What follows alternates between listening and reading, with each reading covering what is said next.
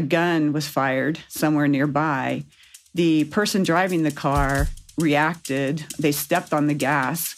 The car lurched forward. The nurse was drugged with the car, thrown down on the ground, and almost run over by this car. When she fell, she broke her arm and her shoulder. She had a really hard time recovering because of the trauma that was involved in the incident.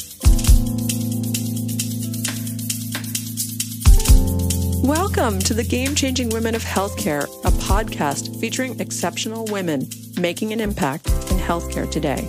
We celebrate our guests' accomplishments, setbacks, and the lessons they've learned throughout their careers. We dig into the many healthcare issues we face today and how these innovative leaders are working to solve them. I'm Meg Escobosa. Join me in conversation with some of the many brilliant, courageous women on the front lines of the future of health.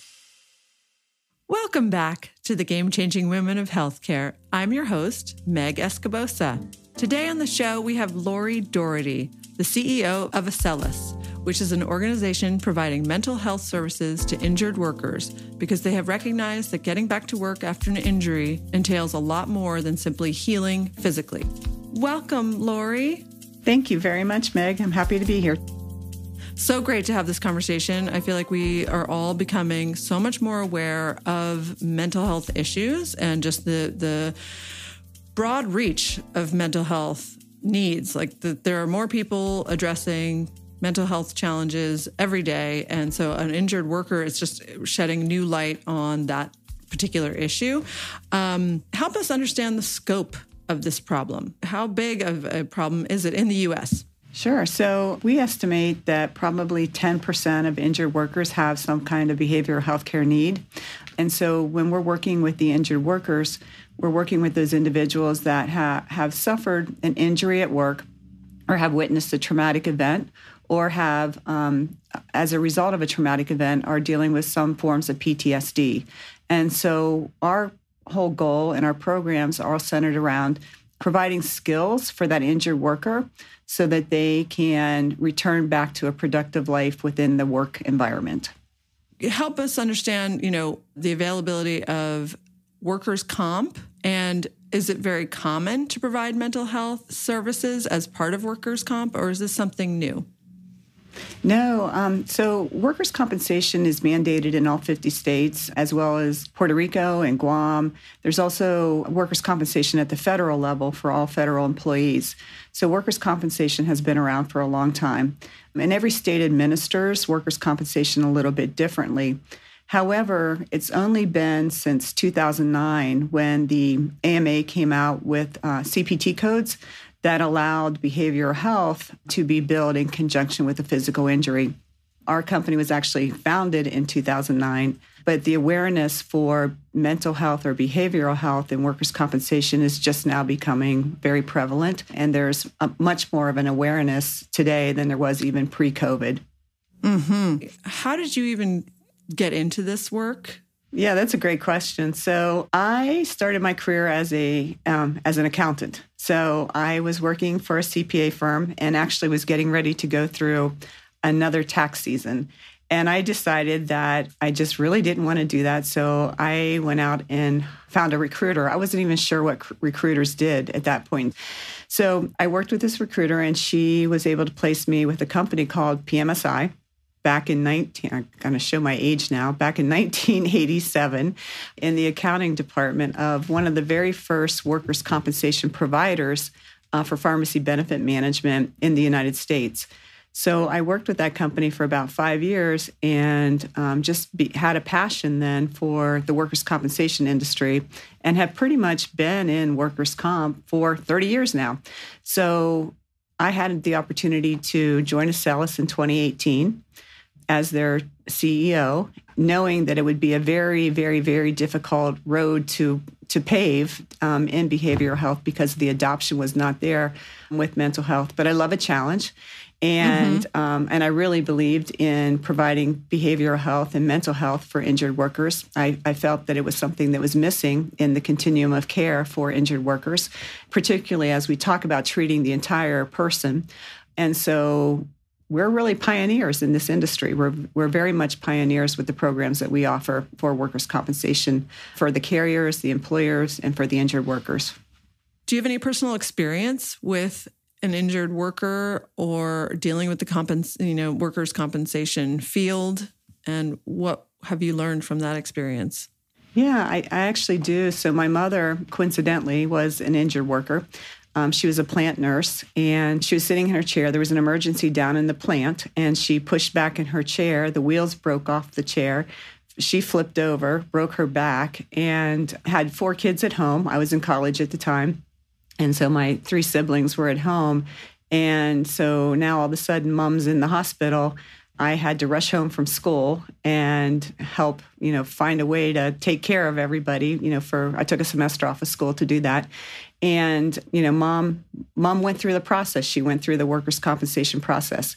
And so we being the 4 of us, experienced that and experienced what it was like to be with somebody that was on workers' compensation.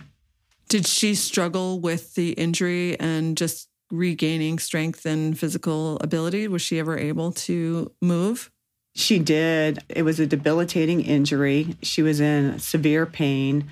She was never able to return to work as an RN. She was really passionate about being an RN, was never able to go back to the industry because of the injury and, really suffered the consequences.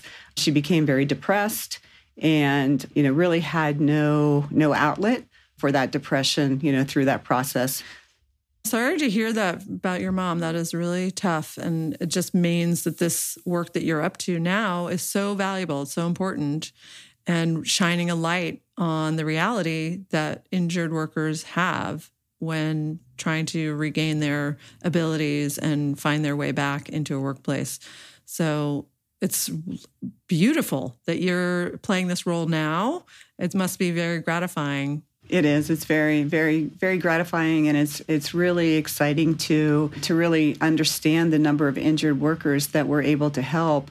The case studies that we have today suggest that 82% of the injured workers that we work with are return to work ready post going through our services, and so that's pretty phenomenal. Yeah, it is phenomenal. That's wonderful statistics. Why would mental health care not be included in workers' comp, do you think? What are some of the barriers to? Yeah, so I think the big barrier is that psych in workers' compensation is kind of the 4-letter word, although it might be 5 letters, but it's kind of the 4-letter word in that psych claims historically are runaway claims. So when somebody begins to see a psychologist or a psychiatrist, oftentimes in workers' compensation, it goes on and on and on. Because our programs are very structured around setting the goals right up front, post that assessment, we're only working towards those goals that help that individual return to work. So first of all, I'm not a clinician, as I mentioned earlier. I'm an accountant. Yeah. And so those issues that may come into play when you would normally see a behavioral health care professional that may pertain to early life issues or things that have happened outside the workplace don't really come to play in the conversations. We're very focused on those items that are prohibiting and inhibiting that person from returning to work. So what we say with our program is that there's a beginning and there's an end. It doesn't go on forever. And so it's breaking the stigma that the workers' compensation market has had around runaway claims when you involve psych. So we're very, very focused in the duration of the program and ensuring that we've set goals. Why do people avoid getting this kind of treatment? Do you have any thoughts on that? And would you like to share a message to people who are looking for this kind of help but don't know how to do it? Sure. I think that there's still a lot of stigma around behavioral health and mental health. I'm not going to go see a shrink, kind of stigma. Mm-hmm. But that is diminishing, but there still are a lot of folks in the world that feel that way. But, my message to the United States, to the world would be, it's a great service. It's a great benefit. And if you have the opportunity and you have a need and you're experiencing anxiety, depression, any kind of mental health need, it's better to go talk to somebody. And there's help out there, whether it's with Ascellus and workers' compensation providers, or it's picking up the phone and using one of the hotlines that are available. Yes. Ascellus is a pioneer in the industry. What are you guys doing, and what are you most proud of? Our programs are very unique for the industry. We actually are a full-service provider. And when I say full-service provider, we're actually recruiting the clinicians. We have a network today of about 1,200 clinicians throughout the United States. We're credentialing those clinicians, and we're ensuring that those folks that participate in our programs from a clinical point of view have the skill sets that they need to work with injured workers. So we're really looking for folks that may have worked with the VA, have worked with occupational medicine, those types of environments, so that we're able to match them with the injured workers. So post the credentialing process, we're actually coordinating the assessment for that individual. So not everybody's a candidate for our program. So when somebody's referred to Ascellus, we have them go through an assessment process. That assessment determines the appropriateness, as I mentioned, for our program, as well as it determines those things that are inhibiting or prohibiting that person from returning to work or doing their job. So we identify up to five goals for that individual. And then in the following sessions, we work to help provide the skills for that person to be able to return to work. And some of it's as simple as, not simple, but they have a fear to return to the site of the injury. So I don't want to go back to where I saw a traumatic event occur. I don't want to go back to work because I'm afraid that, something bad will happen to me and I'll be injured again. So we're really able to help individuals overcome those fears. So then post about 6 or 7 sessions, and on average, we see an injured worker assessment and then 7 sessions. We hope that injured worker is returned to work ready. So during the process, we involve the treating physician, we involve the nurse case manager and or adjuster, we involve our network clinician, as well as a group of internal clinicians that we have that kind of keep I guess you could call it the guardrails of the program, because our programs are very specific to utilizing work-focused cognitive behavioral therapy, so that the programs are, I'll use the word repeatable, but they're clinically motivated for that individual. And we use the same type of modality for every patient that we see. So it's always work-focused cognitive behavioral therapy.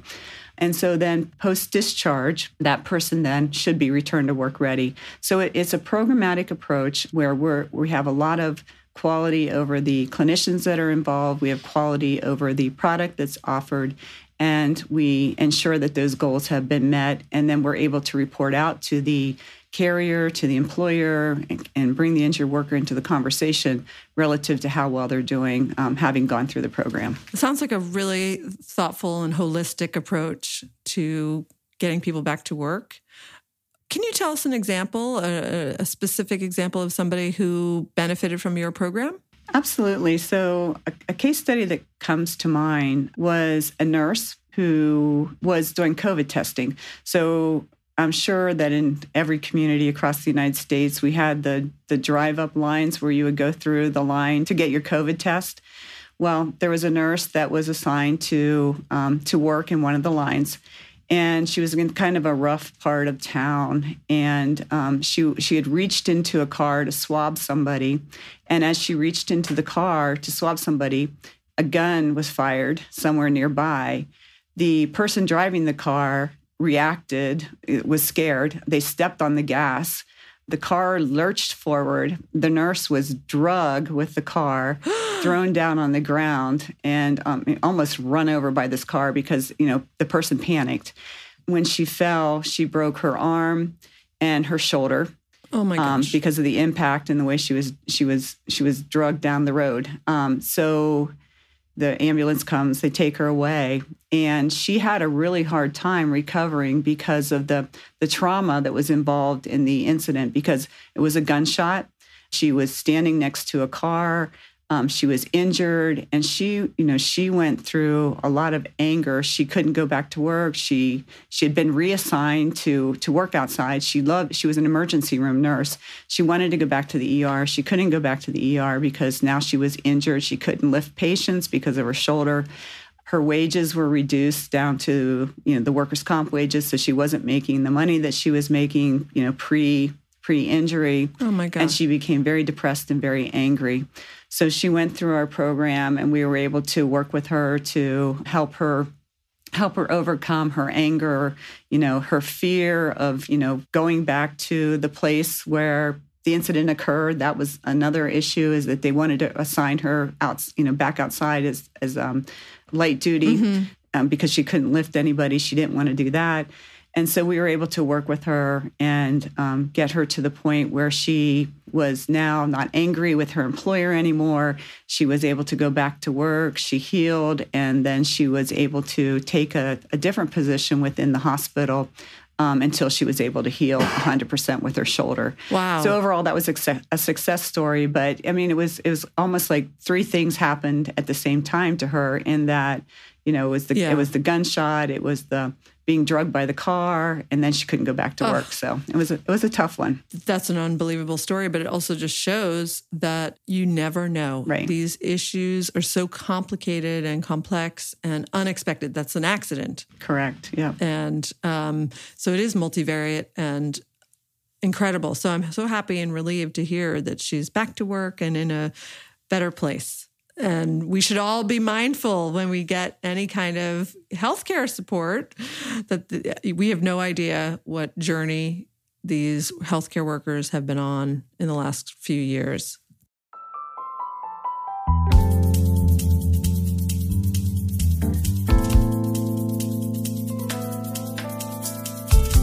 How has COVID affected workplace injury or workers' comp? So we are seeing a lot of long COVID cases, and we actually have a program for long COVID. But I would say the thing about COVID that was positive for Ascellus is the awareness that COVID created for the entire world around behavioral health. So there's more of an awareness around behavioral health. I feel that the world as a whole, the United States in particular, is much more open to talking about behavioral health care issues. And so that has really bled over into the workers' compensation market, where there is less fear today, less stigma about integrating behavioral health into the workers' compensation claim process. And so the adoption rate has been, tremendous for our organization since post-COVID. I agree. It is so refreshing to see greater awareness and just less stigma around something so important, our behavioral health and mental health. What are some of the most common types of injuries? And, is concussion one of them? And do you all look at that issue in particular? We do. So there's a spectrum of injuries that occur, but particularly with construction workers, we do see a lot of mild TBI, mild brain trauma. So we do have programs that are specific for concussion, but we're also treating folks a lot for PTSD. We are treating folks for stress, anxiety, depression, and then a lot of pain management as well. So we have intervention programs that if somebody is prescribed an opioid, we are able to work with them so that they don't become addicted to the medication, and that we can work with them to help explain that there are alternatives to medication, to help with your pain. Mm-hmm. So, a lot of lower back injuries in workers' compensation, as well as the concussion and head trauma. That's amazing. It's so refreshing to hear about this service. What are some of the challenges that you're seeing? I mean, I know it sounds like there is a shortage of mental health and behavioral health clinicians. How are you guys tackling that, or are you suffering because of it? Yeah, there are pockets of the United States where it's more difficult to find providers, potentially in the rural areas. But one of the other, benefits of COVID, in addition to the awareness of behavioral health, was the adoption of telebehavioral health. So, pre-COVID, we were probably 95% face-to-face sessions. Post-COVID, and our last look, we're 98% telebehavioral health. So unless there's a neurological issue with the individual where we actually have to go face-to-face, most all of our sessions are via telebehavioral health. So that has helped the access issue quite a bit. So that's number one. And then, number two, because we are providing so much of the administrative work for the clinicians, and our reimbursement is very fair to those clinicians, we're able to find providers most of the time to service the injured workers that we need to. So we're bringing the patients to the clinician. They're not having to go out and advertise. Although, post-COVID and the world changing, they have full plates today. Yes. And then we're doing the transcription of all the medical notes into the format that the carrier or the employer needs for their records, as well as we do the billing and collection to the insurance carrier. So they have none of those administrative responsibilities to worry about. We're doing it all for them. Thinking about the way the U.S. healthcare system works, what change would you like to see to facilitate greater access to these kinds of services? Do you have a point of view about what we should do differently to connect the dots, whether it be with primary care physicians or, as you say, even just having employers educate their workforce more about these services or this availability?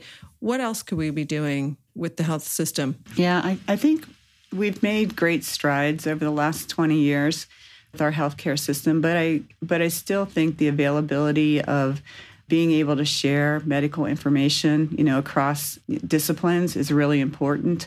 You go to one provider, you have to bring your medical records. You go to the next provider, you have to take your medical records. And to have a, electronic health record that any provider could access would, I think, make our system so much easier to use and utilize. And I think that it would take a lot of the complication out of the way it is just to go see a provider today. So that would be a wish that I would have. And from a behavioral health care point of view, being able to access that information without having to do a medical records request, to really understand the medications that an individual is on, to understand what they've gone through, prior to seeing that clinician would be very, very beneficial. That's a really great point. What about the workplace, and what do you wish employers did differently or recommend that they do so that they create the kind of workplace that either prevents injury or supports the services that get injured workers back to work? There are so many things that employers could be doing. So education, around the benefits that those individuals have that they can access, particularly around behavioral health. So many companies have EAP programs where an individual could tap into resources to help them, as a result of their, as a benefit, of their group health insurance. Most plans have access to behavioral health or mental health. So I think a lot of injuries could be prevented by proactive treatment of whatever those issues may be. And there's reasons why people aren't sleeping and they're showing up for work and driving heavy equipment and then injuring themselves. And so, a little bit of education goes a long way. And in the end, it would help prevent the injuries. It's being proactive with those situations before they become an issue and before an accident does happen at work. Do you have statistics on what it is that the biggest causes of injury? Is it sleep deprivation? No, but you bring up an interesting point. One of the things that's happened during COVID is just the fatigue that our healthcare workers have experienced. So the nurses, the physicians, the long hours that they've had to put in, have caused a lot of mental health issues. And what we're seeing in the industry and our government is even supporting individuals to return to work or stay at work in the healthcare world, by implementing new programs and actually mandating hospitals and different medical centers to put in programs to provide mental health to those nurses and to those physicians. And so, being a little bit more proactive, around those healthcare workers would go a long way because the burnout's really high. Yeah, so high, and the work environment is so challenging. It's both from the just physical demand of being there and dealing with so many patients. I know you were at a mental health and behavioral health and workers' comp conference, last month. How was it? How was it to be in company with everybody again? And were there any big news items that came out of that event? Yeah, so it was interesting to us that it was the National Workers' Compensation and Disability Conference in Las Vegas. It's our industry. It's the workers' compensation industry and the disability industry's largest conference, and it's held once a year. But it was really interesting, the number of panels that there were around behavioral health and integrating behavioral health into programs in workers' compensation. And whether it's, at the coaching level or it's actually a program like Ascellus has where we're, using clinicians, psychologists, and psychiatrists and licensed clinical social workers to administer the services through a programmatic approach. The conversations were happening. Prior to the National Workers' Comp and Disability Conference, the Workers' Comp Research Institute, WCRI, came out with their behavioral health care primer supporting behavioral health in conjunction with the workers' compensation claims. And so we're really excited about that primer that they published. And they're really, promoting the benefits of adopting behavioral health in conjunction with the rest of the claim and treating that injured worker. So finally, our voice is being heard out there.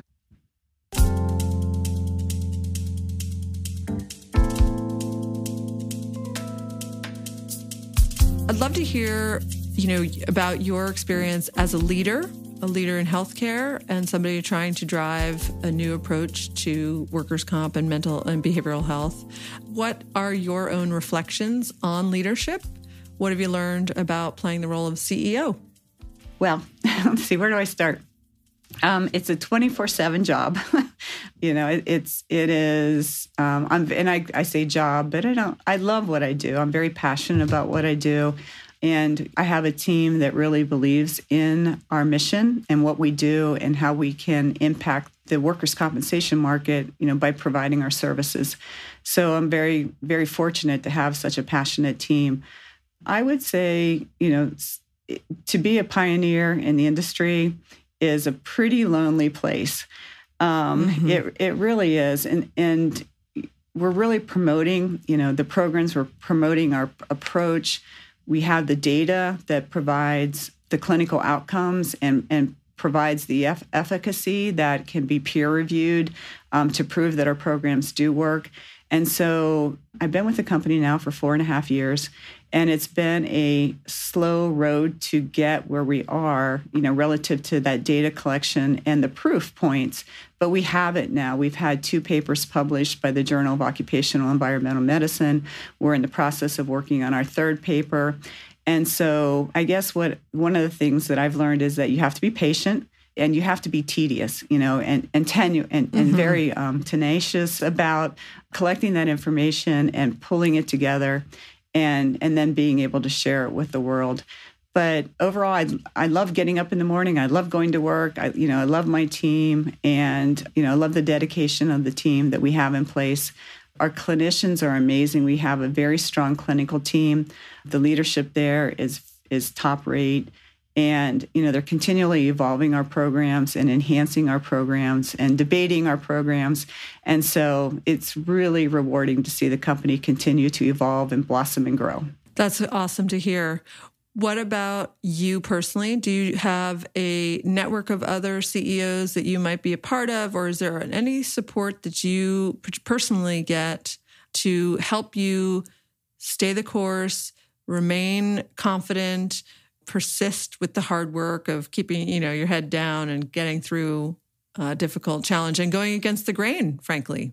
Absolutely. So, we're very fortunate in that, today we're a venture-owned company. And so the venture participants that have invested in Ascellus actually are very passionate about behavioral healthcare company.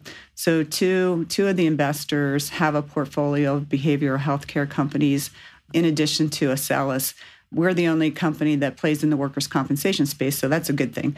But so we have I have the availability to draw upon, the other CEOs within their portfolio companies, as well as the experiences of those sponsors within those 2 venture firms that are our sponsors. And, there's a lot of great wisdom and, hundreds of years of learning, based on the number of investments that they've made. So I'm very fortunate to be able to lean on them when we're in a situation that may be new ground to us, and or if we're starting to head down a path that they know that, hey, look, we've been there, done that, they can kind of help lead me down the right path. Yeah. So I feel like I have a very strong support group, to really help lead the charge at Ascellus. That's great. Awesome to hear. How do you continuously grow and nurture your creative thinking side? Yeah, so actually taking time away from the office is really important, and not that we're in an office anymore. That sounds funny to say today. Get away from the computer. Exactly. And that's where we find ourselves. We find ourselves bound to the computer, more hours, I think, than we were pre-COVID. So it's taking those breaks, stepping away from the computer, going for a walk outside, going on a nice vacation somewhere at least once a year. And, I have a great group of friends that, remind me that you do need to do other things besides work all the time, Lori. So Yes. Yeah. Do you have any particular things that are, how you like to use your time? Are you a painter, do you love novels? What is your personal passion? So my personal passion is sailing. So I love sailing. I've been sailing since my late teens. And so that is, if I have an opportunity to be out on the water on a sailboat somewhere in the world, that's where you can find me. Mm-hmm. So that sounds great with your computer. Exactly. Unfortunately, it does work everywhere now. So it's a problem with internet. I know. Yeah. Well, Lori, this has been such a pleasure to speak with you. I'm so inspired by your work and the work of Ascellus. Thank you so much for all that you guys are doing, and we wish you the very best. Thanks for being on the show. Absolutely. Thank you, Meg, and thanks for letting us tell our story. We really appreciate it.